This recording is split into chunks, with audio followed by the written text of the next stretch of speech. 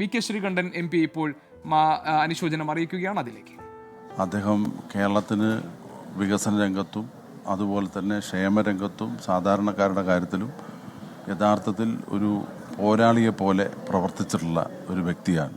ഭരണരംഗത്തും പ്രതിപക്ഷ രംഗത്തും എല്ലായ്പ്പോഴും തൻ്റെ ശൈലിയിൽ നിന്നും വ്യതിചലനമില്ലാതെ തൻ്റെ ആശയങ്ങൾ മുറുകെ പിടിച്ചുകൊണ്ട് ശക്തമായി ഒരു മലയാളിക്ക് എന്നും അഭിമാനിക്കാൻ കഴിയുന്ന നിരവധി സംഭാവനകൾ നടത്തിയ അപൂർവ വ്യക്തികളിൽ ഒരാളാണ് ശ്രീ VS. അദ്ദേഹത്തിൻ്റെ നിര്യാണത്തിൽ അദ്ദേഹത്തിൻ്റെ കുടുംബത്തിനും കേരളത്തിലെ പൊതുസമൂഹത്തിനും ഉണ്ടായിട്ടുള്ള നഷ്ടം ചെറുതല്ല, വിലമതിക്കാനാകാത്തതാണ്.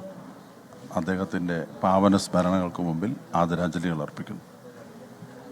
സഹപ്രവർത്തക എന്നുള്ള നിലയിൽ 1998 മുതൽ VS-ന്റെ ഒന്നിച്ച് ഞാൻ കേന്ദ്ര കമ്മിറ്റി യോഗങ്ങളിൽ സെക്രട്ടേറിയറ്റിൽ പങ്കെടുക്കാൻ കഴിഞ്ഞ അവസരം ലഭിച്ച ഒരു വ്യക്തിയാണ് ഞാൻ. VS-ന് പകരം VS മാത്രം, മറ്റൊരാളെ നമുക്ക് താരതമ്യപ്പെടുത്താൻ കഴിയില്ല. അദ്ദേഹത്തിൻ്റെ അധ്വാനം, അദ്ദേഹത്തിൻ്റെ മറ്റെല്ലാ പ്രവർത്തനങ്ങളും കേരള ചരിത്രത്തിലെ ഏറ്റവും പ്രോജ്വലനായിട്ടുള്ള ഒരു പോരാളി എന്ന നിലയ്ക്കാണ്, വളരെ ശക്തനായിട്ടുള്ള പോരാളി. ഇപ്പം AKG എന്നുള്ള വ്യക്തി എങ്ങനെയാണോ കേരളത്തിൻ്റെ രാഷ്ട്രീയത്തിലെ പോരിന് നേതൃത്വം കൊടുത്തത്, അതുപോലുള്ളൊരു പ്രോജ്വലനായ ഉജ്ജ്വലനായിട്ടുള്ള ഒരു പോരാളിയായിരുന്നു അദ്ദേഹം. ഭരണത്തിലിരിക്കുമ്പോഴും ഒരു പോരാളിയായിരുന്നു.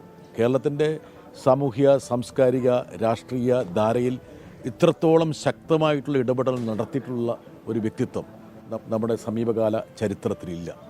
ഞാൻ അദ്ദേഹത്തെ വളരെ സസൂക്ഷ്മമായിട്ട് അടുത്തുനിന്ന് നിരീക്ഷിച്ചിട്ടുണ്ട്. ഇത്രത്തോളം ആർജവത്തോടു കൂടി ഒരു വിഷയത്തെ സമീപിക്കാൻ അദ്ദേഹത്തിന് കഴിയുന്നു എന്നുള്ളത് നമ്മളെയൊക്കെ അത്ഭുതപ്പെടുത്തുന്നതാണ്. അത് രാഷ്ട്രീയമാകട്ടെ മറ്റ് സാമൂഹ്യ വിഷയങ്ങളാവട്ടെ ഏതിനെക്കുറിച്ചും അദ്ദേഹത്തിന് വ്യക്തമായിട്ടുള്ള കാഴ്ചപ്പാടും സമീപനങ്ങളും ഉണ്ടായിരുന്നു. വളരെ ഉറച്ച നിലപാടുകാരനായിരുന്നു അദ്ദേഹം.